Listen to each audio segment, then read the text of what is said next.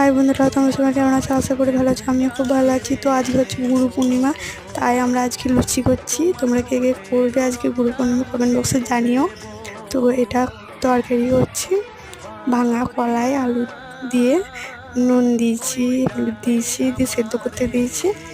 তারপর এটা সুতলে নেব, তেল দিলাম, তেজপাতা দিলাম, কাঁচা লঙ্কা ফেলে দিলাম।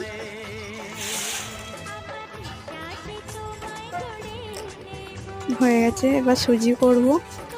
সুজিটা দেখো নেড়ে নিচ্ছি। নেড়ে নেওয়ার পর তেজপাতা দেব, তেজপাতা দিলাম, জল দিলাম, একটু পরিমাণে নুন দেব। নুন দেওয়ার পর চিনি দেব,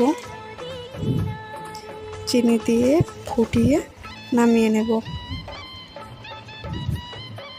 ব্যাস হয়ে গেল।